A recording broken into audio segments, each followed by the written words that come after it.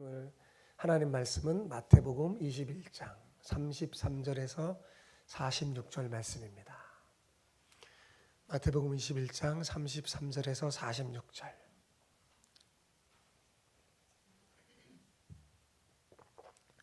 보여주세요. 제가 한 절 읽고 여러분 한 절 읽고 교독하겠습니다.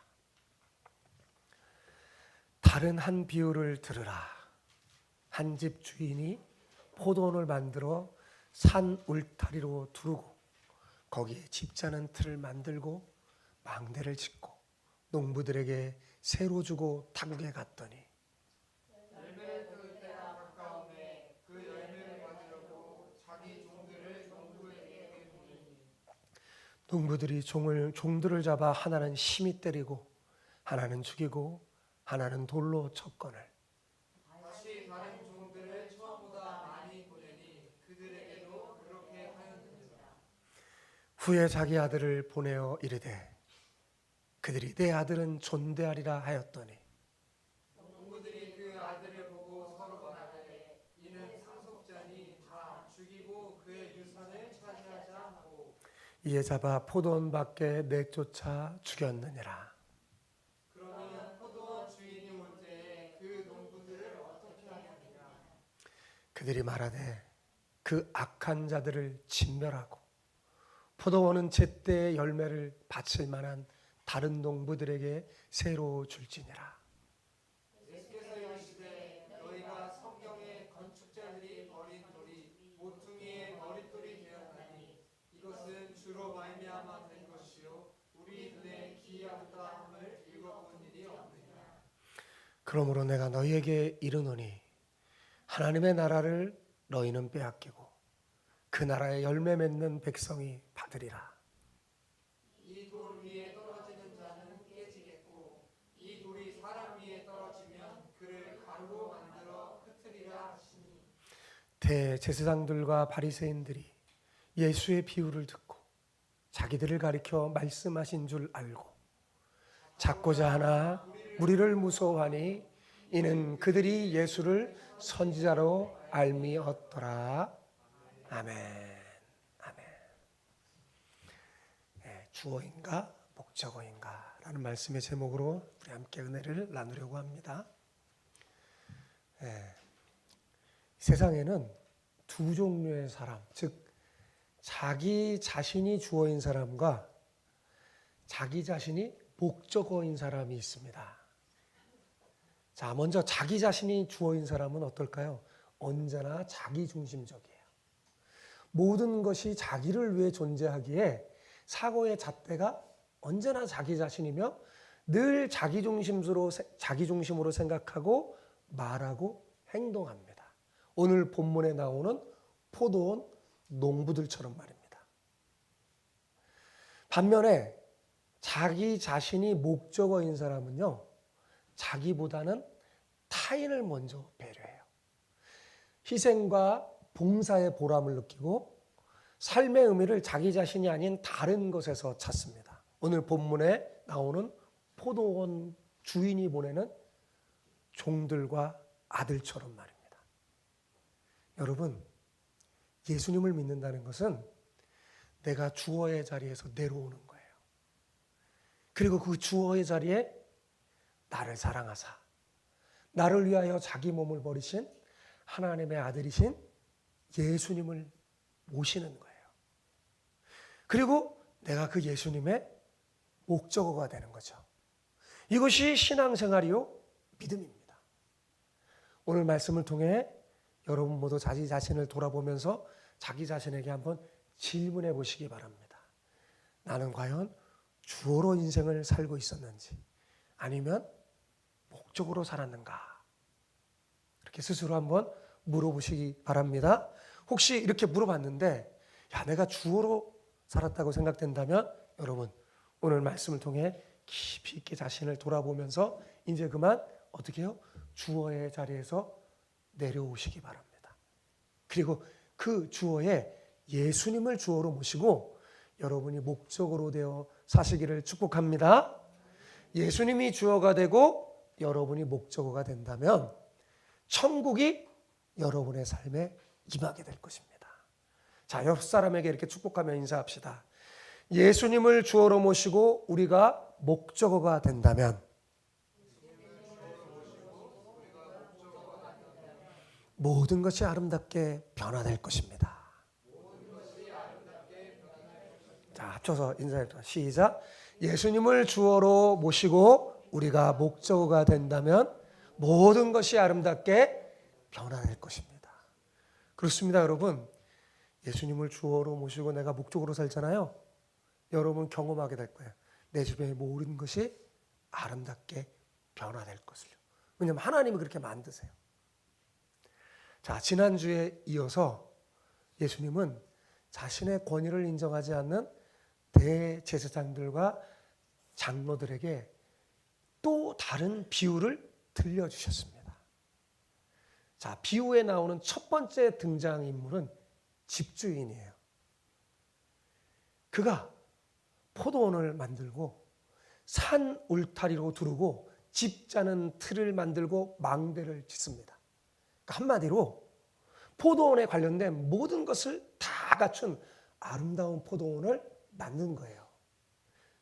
그러니 이제 이 집주인이 포도원 주인이 된 거죠. 예. 근데 놀라운 것은 이 모든 것을 그가 혼자 다 했다는 것입니다. 그런데 이상하게도 이 포도원 주인은요, 포도원을 만든 다음에 농부들에게 임대로 주고 타국으로 가버렸습니다. 자, 이 농부들이 예수님의 비유에 등장하는 두 번째 등장인물입니다. 제가 하나씩 살펴보니까 잘 기억해야 돼요. 자, 이 농부들은 포도원을 만든 과정에 관여하거나 무언가 일을 했을까요? 안 했을까요? 한 적이 하나도 없어요. 계획하고 시공하고 완성하기까지 다 포도원 주인이 혼자 다 했습니다. 그런데 그렇게 자신이 만든 이 소중하게 만든 포도원을 이 농부들에게 맡기고 먼 나라로 가버린 거예요. 그러자 농부들이요, 주인처럼 행사합니다. 왜요? 주인이 그들의 눈앞에 보이지 않자 또 시시콜콜 주인이 간섭하지 않자 자신이 주인인 것처럼 느껴진 거예요. 그래서 자신의 것인 양 주인 행사하며 살았어요. 자, 시간이 흘러 열매를 거둘 때가 되자 이 포도원 주인은 자신이 직접 가지 않고 종들을 보내서 정당한 요구를 합니다. 예, 열매 소출을 요구한 거죠. 자, 이 포도원 주인이 보낸 종들이 세 번째 등장인물이에요. 이들은 주인을 대리하는 사람으로 약속한 세를 받으러 온 거예요. 포도원을 세로 준 거잖아요. 그러면 세로 받은 그 사람은 나중에 어떻게 해야 돼요? 세를 내야 되겠죠. 약속한 세를 내야 돼요. 그래서 약속한 세를 받으러 온 거예요. 그런데 이들이 세를 주지 않습니다. 농부들은 마땅한 세를 내지 않고 종들을 잡아 그 한 명은 심히 때리고 또 한 명은 죽이고 또 한 명은 돌로 쳤습니다. 여러분, 너무나 기가 막힌 일이 벌어진 거죠. 36절에 보면 이 포도원 주인이 다른 종들을 보냅니다. 이 끔찍한 일을 당하고 다른 종들을 보내요. 아마도 이 주인이 이들을 보내기까지 시간이 좀 많이 흘렀을 겁니다. 왜요? 주인은 지금 어디 있어요? 다른 나라에 있잖아요. 그죠? 타국에 있어요. 지금처럼 뭐 카톡을 하거나 전화할 수 있는 시대가 아니잖아요. 그러니까 이 끔찍한 사건을 주인이 전해드리려면 어떻게 될까요? 시간이 꽤 흘렀겠죠. 이 말은 무슨 말이냐? 이 농부들에게 충분한 시간적 여유가 있었다는 뜻입니다. 돌이킬 수 있는. 그죠? 그런데 그 후에도 이 농부들이 하는 것을 보니까 이들의 행동은 그냥 우발적인 반응이 아니었음을 알 수 있어요. 이들이 계획하고 행동한 것이었어요. 그죠? 자, 이 주인도 마찬가지로 충분히 생각하고 판단하고 결정해서 다른 종들을 보낸 겁니다. 그런데 이번에는 처음보다 많은 숫자의 종을 보냈어요. 여러분 한번 생각해 보세요. 이 주인이 왜 더 많은 숫자의 종들을 보낸 걸까요? 언뜻 보면, 우리가 언뜻 생각하면, 야, 이 농부들이 또다시 폭력으로 나올 때 힘으로 누를 수 있도록 더 많은 숫자의 농부를 보낸 것 같아요. 그죠? 예. 왜요? 첫 번째 보낸 종들이 두들겨 맞고 심지어 죽임을 당했잖아요. 그러나 계속 예수님의 비유를 들으면 그렇지 않다는 것을 알 수 있습니다. 많은 숫자로 그들을 제압하려고 보내지 않았어요. 주인은 처음부터 끝까지 폭력을 행사하거나 강압적으로 할 의사가 전혀 없었습니다. 그럼 많은 숫자의 종들을 보낸 이유는 뭐냐면 어떻게든 농부들의 마음을 돌이켜서 회개할 수 있도록 기회를 주기 위함이었습니다. 더 많이 설득하려고. 이 농부가 그런 거예요. 그런데 안타깝게도 똑같은 일이 벌어진 거죠. 이들도 똑같이 두들겨 맞고 죽임을 당하고 돌로 맞았어요. 여러분, 이쯤 됐으면 저 같았으면 그냥 너무나 화가 나고 분노가 일으켜서 힘으로 그들을 쓸어버렸을 텐데 이 주인은 고민하다가 이제 아들을 보내려고 합니다. 자, 37절을 보십시오. 같이 읽어볼까요? 자, 37절. 후에 자기 아들을 보내며 이르되 그들이 내 아들은 존대하리라 하였더니. 자, 주인의 아들이 이 비유의 마지막 등장하는 마지막 인물이고 주인공이에요. 자, 여러분에게 물어볼게요.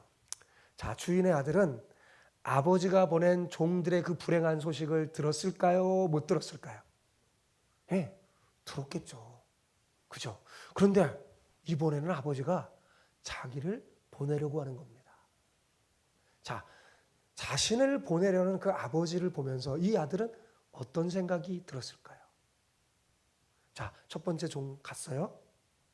맞고, 두들겨 맞고, 죽고. 더 많은 종들이 갔는데도 두들겨 맞고 죽었어요. 그렇다면 어떤 생각이 들까요? 아마 자기가 가도 똑같이 당할 줄 모른다고 생각했을지 모릅니다. 그죠? 그런데도 가겠다고 순종하는 걸 보니까 이 아들 역시 오랫동안 고민하다가 아버지의 내린 결정을 순종했음을 알 수 있습니다. 자, 그런데 여러분, 이 포도원 주인이 이 아들을 보내는 장면에는 중요한 특징이 있어요. 자, 첫 번째, 아들 혼자만 보낸 겁니다. 이상하죠? 여러분, 너무 이상하잖아요. 처음에 보낸 종도 혼자 보낸 게 아니에요. 여러 보냈어요. 그죠? 두 번째는 어땠어요? 더 많은 종들을 보냈어요. 그런데 세 번째, 가장 귀한 아들을 보내면서는 달랑 아들 혼자만 보낸 겁니다. 여러분, 여러 명을 보내도 맞고 죽임을 당할 판인데 아들 혼자 간다면 이건 보나마나 뻔한 거 아닙니까? 죽거나 불구가 될 확률이 너무 큽니다. 너무 이상해요. 그죠? 두 번째로 이 아들은 친아들입니다. 자, 앞서서 두 아들 비유에서 나온 그 맏아들과 둘째는 제가 뭐라고 그랬어요? 양자라고 그랬죠. 양자인 테크나예요. 그런데 여기 나온 아들은요, 하나밖에 없는 친아들인 휘오스입니다. 완전히 원어 성경을 보면 다른 단어를 사용하고 있어요. 친아들입니다. 그러니까 이 아들은 그냥 단순한 대리인 정도가 아니에요. 뭐예요? 완전한 상속자이고 주인 그 자체입니다. 그래서 이 주인이 뭐라고 말해요? 내 아들은 존대하리라 라고 기대하는 것입니다. 여러분, 존대한다고 하는 게 뭘까요? 그것은 아들을 주인인 자신 대하듯이 한다는 뜻이에요. 아들이 온 건 주인이 온 거나 마찬가지이기 때문에 주인을 대하듯 할 것이라고, 자기가 간 것처럼 똑같이 그들이 대하듯 할 것이라고 기대하는 거예요. 자, 이 아들의 사명은 자신이 주인의 아들이라고 하는 것을 인정받고 거기에 합당한 존대를 받는 것입니다. 그래야 농부들이 회개하고 세를 낼 테니까요. 그러나 안타깝게도 농부들은 아들을 존대했어요, 안 했어요? 존대하지 않고 지난번과 똑같은 반응을 했습니다. 자, 38절을 보십시오. 시작. 농부들이 그 아들을 보고 서로 말하되 이는 상속자니 자 죽이고 그의 유산을 차지하자 하고 이에 잡아 포도원 밖에 내쫓아 죽였느니라. 네, 계속 다 제가 안 적었나? 거기까지만 적혀 있나요? 39절. 죄송합니다. 제가 안 적었나 봐요. 이에 잡아 포도원 밖으로 내쫓아 죽여버렸어요. 그러니까 농부들은 이 아들이 상속자인 걸 알았어요. 그죠? 알고도 대우하지 않습니다. 오히려 어떻게 했어요? 그 유산을 자기 것으로 만들려고 아들을 포도원 밖에 내쫓아 죽여버렸습니다. 자, 여러분, 이 부위에 등장하는 인물들 모두 이상하지 않나요? 그죠? 진짜 이상해요. 여러분, 예수님의 비유를 가만히 들어보면 그 주인이 특히 많이 나오는데 되게 이상해요. 거기 나오는 인물들이 너무나 이상하고 상식적이지 않습니다. 이상해요. 자, 일단 포도원 주인을 생각해 봅시다. 그의 행동은 너무나 이상합니다. 그는 지나칠 정도로 큰 은혜를 베푼 사람이에요. 자신이 혼자서 만들어 정말 애써서 만든 아름다운 포도원을 농부들에게 그냥 쇠를 주고 그들이 먹고 살 수 있도록 했습니다. 그뿐만 아니라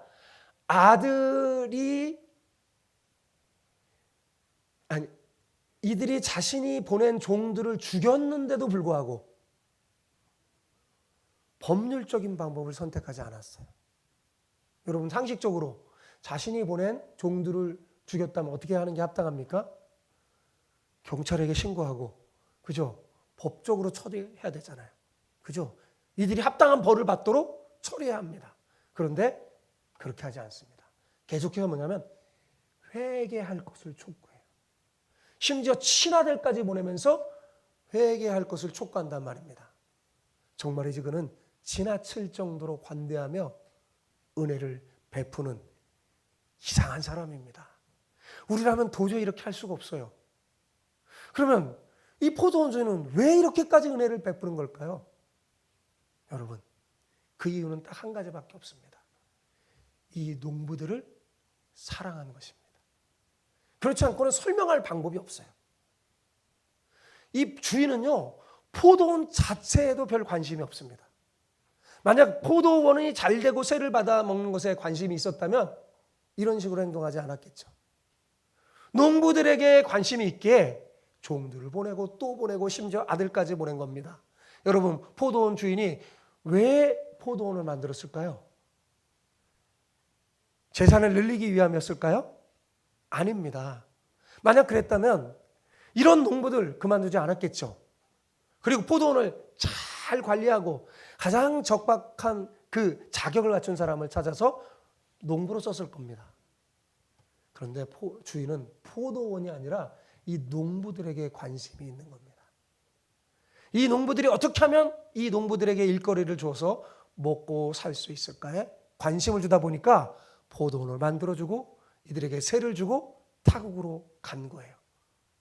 어떻습니까? 주인이 이상해도 너무 이상하죠? 진짜 이상해요. 여러분, 농부들도 엄청 이상합니다. 여러분, 이들은 너무 몰상식하고 너무나 악한 사람입니다. 자신에게 이렇게 큰 은혜를 베푼 주인에게 어떻게 이렇게 대할 수 있단 말입니까? 여러분 같으면 그렇게 하겠어요? 이렇게 엄청난 은혜를 베푼 이 주인에게 어떻게 이럴 수 있습니까? 여러분, 자신의 것이 아니라면 마땅히 세를 내야죠. 이 주인 때문에 먹고 살 수 있게 됐는데요. 예수님 당시에 이 소작농들, 이 농부들은요, 먹고 살기 힘들었어요. 누구도 땅을 내어주지도 않고 새도 주지도 않고 정말 힘들었는데 여기에 주인은 그냥 새로 주면서 다 맡기면서 먹고 살게 해줘요. 그런데 그렇다면 이렇게 은혜를 베푼 주인에게 잘해야 되잖아요. 그리고 이 포도는 자기 게 아니잖아요. 그죠? 자기 게 아니라면 마땅히 세를 내야 할 텐데 주인이 보낸 종들을 때리고 죽이는 것까지는 도저히 이해가 안 됩니다. 그죠? 이들의 행동은 너무나 이상합니다. 회개할 기회도 여러 번 줬는데 그럼에도 불구하고 절대로 회개하지 않습니다. 이들은 도대체 무슨 이유로 이렇게 무지막지한 행동을 하는 걸까요? 그 근본 이유가 무엇일까요? 여러분 어떻게 생각합니까? 이들은 왜 그런 것 같아요? 포도원을 자기 것으로 생각했기 때문입니다. 누구 것으로요? 자기 것으로. 만약에 세를 내야 한다는 생각이 있었다면 조금 깎아달래거나 조금 뭐 열매가 부족했으면 좀 기다려달라고 하면 되잖아요. 그죠? 그런데 그렇게 하지 않아요. 자기 것이라고 생각하니까, 자기 것을 빼앗는다고 생각하니까 어떻게 해요? 극렬하게 저항한 겁니다. 폭력을 행사하더라도 자기 것을 지키려고 하는 거죠. 단순히 세를 조금 덜 내기 위해서 이렇게 행동한 게 아닙니다. 그래서 농부들은요, 이 포도원을 자기 것으로 생각한 겁니다. 자, 그렇다면 여러분, 농부들은 왜 이 포도원을 자기 것으로 여겼을까요? 주인이 보이지 않으니까 자기 것으로 생각한 겁니다. 주인 눈앞에 있지 않고 자신들에게 다 맡기고 주인이 보이지 않으니까 자기 것이라고 생각하는 거예요. 여러분, 대제사장과 장로들이 왜 성전에서 율법을 빙자해서 가난한 사람의 돈을 뜯어먹고 살았을까요? 하나님은 눈에 보이지 않으니까. 자기 거라고 생각하고 자기 멋대로 하는 거예요. 사람을 의식하고 보이지 않는 하나님은 의식하지 않게 된 겁니다. 가령 여러분, 제가 설명을 쉽게 한다면 이래요. 가령 아이가 핸드폰을 너무나 좋아해서 엄마가 핸드폰을 사줬어요. 그런데 이 아이가 너무 핸드폰을 막 만지작거리면서 정말 해야 할 일도 하지 않고 막 그래서 어느 날 엄마가 야, 핸드폰 내놔 라고 하니까 그러면 어떻게 할까요? 아이들 반응이 보통 어때요? 발끈합니다. 그죠? 쌍심지를 켜고 엄마를 막 쳐다봐요. 심지어 어떤 아이들은 막 엄마에게 소리 지르는 아이들도 있습니다. 왜 그럴까요? 왜 그럴까요? 그거 간단해요.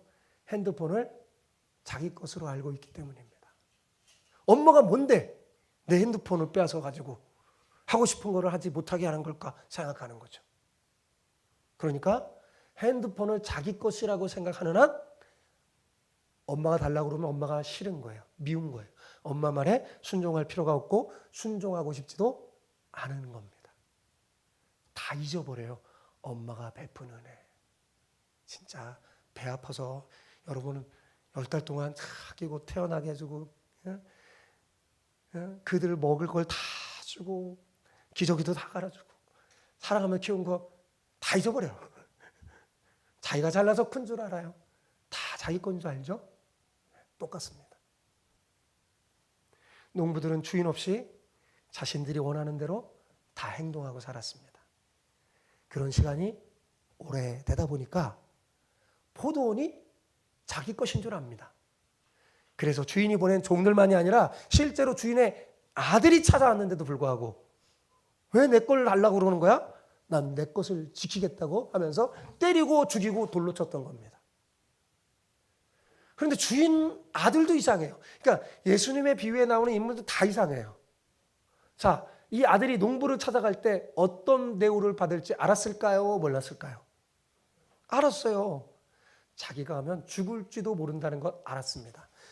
그런데도 이 아들은 자기가 당하게 될 고난과 그 부당한 대우를 어떻게 하면 피할 수 있을까? 방법을 강구하지 않습니다. 시간이 많이 있었잖아요. 능력도 있습니다. 앞서 보낸 그러려면 자 시간도 있고 능력이 있으면 이 아들 어떻게 해요? 총도 사고 칼도 사고 힘센 경호원들 다 사고 가면 될 텐데 그렇게 하지 않습니다. 앞서 보낸 종들과 같이 똑같이 회개를 촉구하는 이야기만 합니다. 말로 설득해요. 그 결과 종들과 똑같은 취급을 받습니다. 시간이 많고 능력이 많았는데도 불구하고 가서 죽지 않게끔 미리 잘 준비하지 않았어요. 왜 아들은 이렇게 미리 그 피할 방법이 있는데 피하지 않고 준비하지 않은 걸까요? 여러분, 아버지와 똑같은 마음을 가졌기 때문입니다. 아버지가 농부를 사랑하니까 아들도 농부들을 사랑한 거예요. 만약에 농부를 사랑하는 마음, 아버지와 똑같은 마음을 갖고 있지 않았다면 절대로 이렇게 할 수 없습니다. 자, 이 비유 이제 다 여러분 이해하기 쉽게 제가 사실 쉽게 잠깐만 풀어서 설명해 준 거예요. 그렇죠? 이 비유를 다 마친 다음에 예수님은 이 비유를 듣는 대제사장과 장로들 바리새인들에게 질문합니다. 자, 40절을 봅시다. 40절. 그러면 포도원 주인이 올 때 그 농부들을 어떻게 하겠느냐? 그러니까 41절에 이렇게 대답합니다. 자, 읽어봅시다. 시작. 그들이 말하되 그 악한 자들을 진멸하고 포도원은 제때의 열매를 바칠 만한 다른 농부들에게 새로 줄지니라. 예수님의 비유를 누가 들어도 이 농부들의 악한 행동은 도저히 용서받을 수 없는 겁니다. 그러니까 이 비유를 들은 대제사장과 장로들도 그 악한 자를 어떻게 했어요? 진멸하고, 진멸이 뭐예요? 다 죽이고, 잡아서 죽이고 제때 소출을 바칠 농부들에게 포도원을 맡기는 것이 마땅하다고 대답한 겁니다. 예수님께서 성경에 이런 내용을 읽어본 적이 없느냐 하면서 그들의 무지를 칭찬했어요. 그 악한 자들이 바로 너라고 알려주는 거예요. 자, 42절을 보십시오. 시작. 예수께서 42절. 여러분 성경에 찾아보세요. 제가 또 42절을 안 했나 봅니다. 찾아보세요. 마태복음 21장 42절. 같이 읽어봅시다. 시작. 예수께서 이르시되 너희가 성경의 건축자들이 버린 돌이 모퉁이 돌의 머릿돌이 되었나니 이것은 주로 말미암아 된 것이요 우리 눈에 기이하다 함을 읽어본 일이 없느냐. 자, 여기서 건축자들이란 누굴까요? 비유에 나오는 농부들로 대제사장과 장로들인 바리새인을 말하며 건축자의 버린 돌은 농부들이 죽여서 포도원 밖에 버렸던 주인의 아들을 말하는 겁니다. 건축자들이 쓸모없다고 죽여서 버린 돌인 예수님이 모퉁이의 머릿돌이 되어 하나님 나라를 이 땅에 가져왔다는 거예요.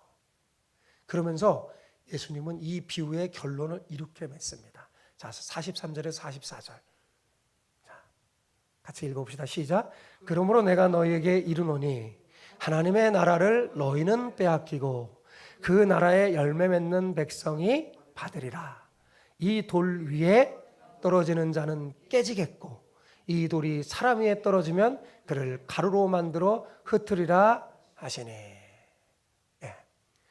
포도원은 하나님 나라를 상징하고 농부들은 대제사장과 바리새인을 비롯한 이스라엘 백성을 상징하고 주인이 보낸 종들은 하나님이 보낸 선지자들입니다. 그리고 아들은 누굴까요? 잘 알죠? 예수님입니다.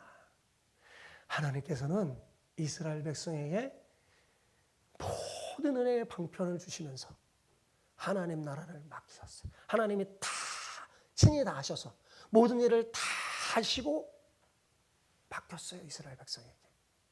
그리고 그들을 복의 통로로 삼아서 온 세상을 하나님 나라로 만드시려는 거대한 꿈을 꾸고 계셨어요. 그런데 하나님께서 그들에게 뭐라고 말합니까? 이 하나님 나라를 빼앗는다는 것입니다. 그죠? 포도원 빼앗는다 그랬잖아요. 이 하나님 나라를 빼앗는다는 거예요. 왜요? 왜 뺏어서? 그들이 이런 하나님의 마음을 모르고 하나님이 다 마련하여 부족함 없이 맡겨준 모든 은혜를 누구 것으로 알고? 자기 것으로 알고 하나님께 열매를 드리지 않고 반기를 들었기 때문입니다. 그죠? 물론 이들이 한 번 실수했다고 하나님을 뺏은 게 아니에요. 그죠? 하나님께서는 자기 종들인 선지자들을 여러 차려주면서 회개할 기회를 끊임없이 많이 주셨습니다. 그리고 마지막에 누구까지요?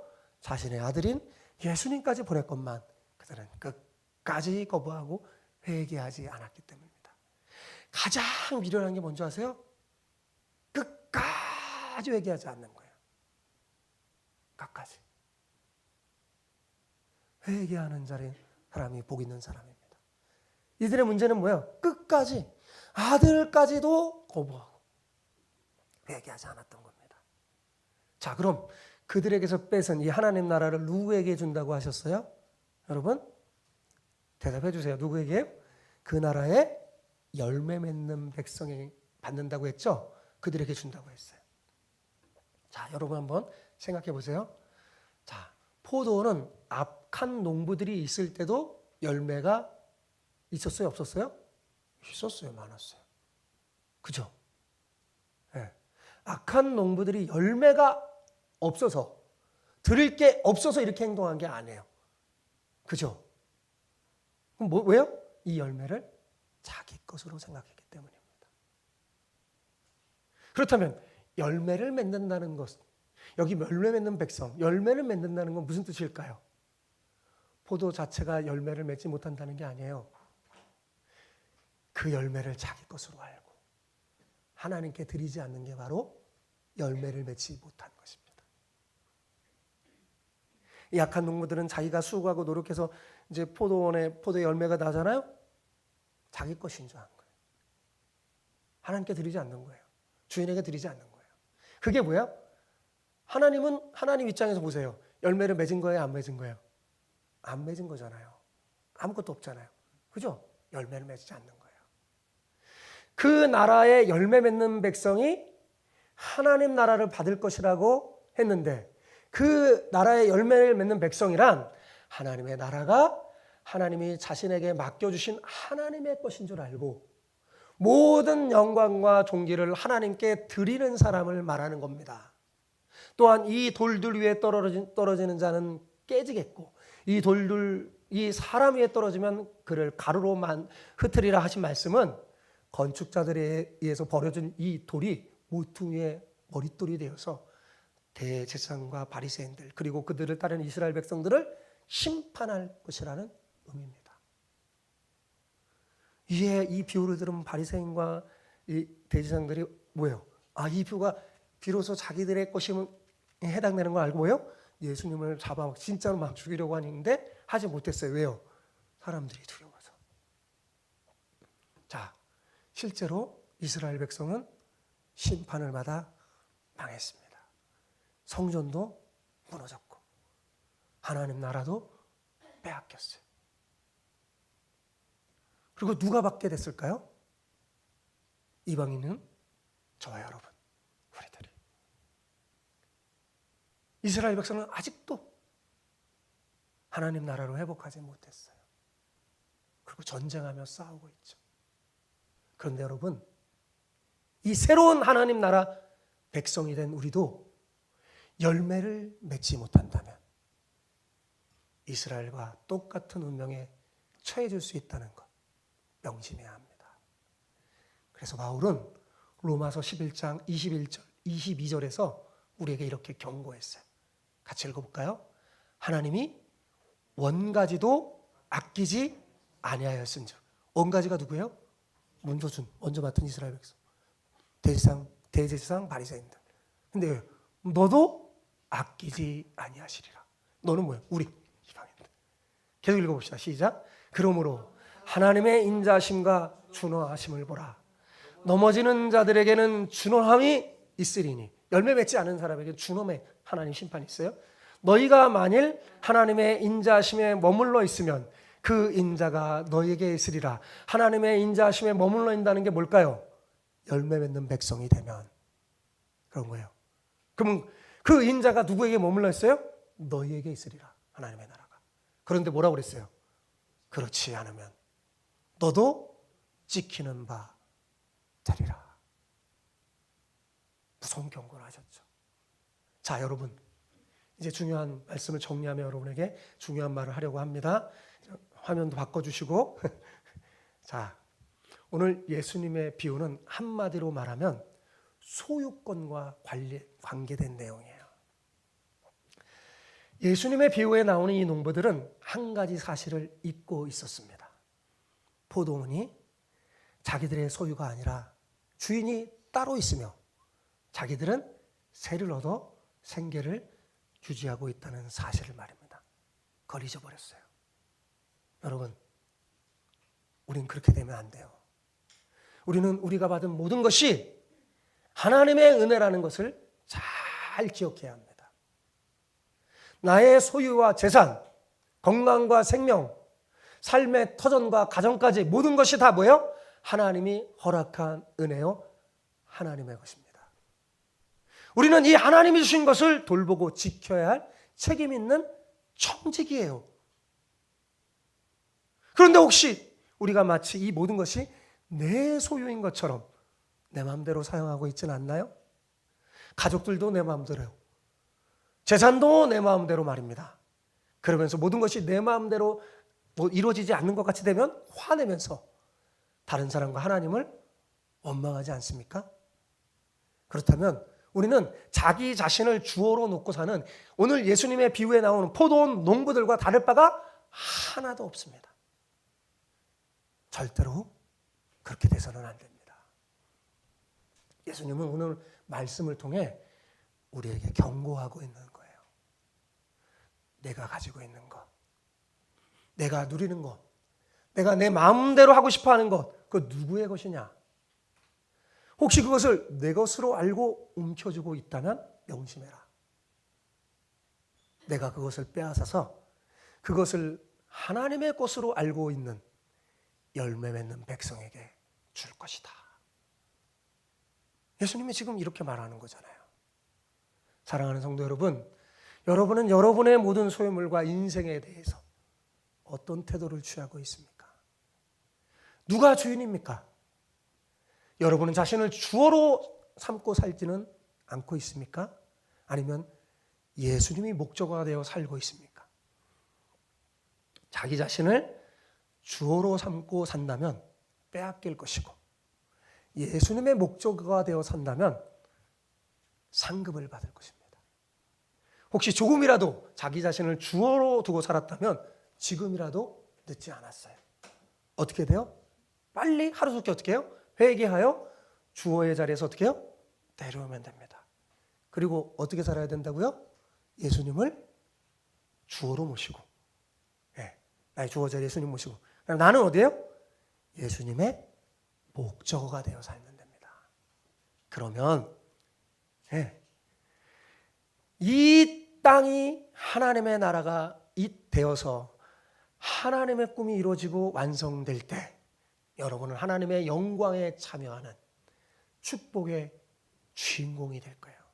하나님 어린 양의 혼인잔치가 벌어질 때 여러분은 예수님의 신부가 되어 주인공이 되어 그 축제에 참여하게 될 것입니다. 그런 놀라운 복이 여러분 모두에게 있기를 축복합니다. 아멘.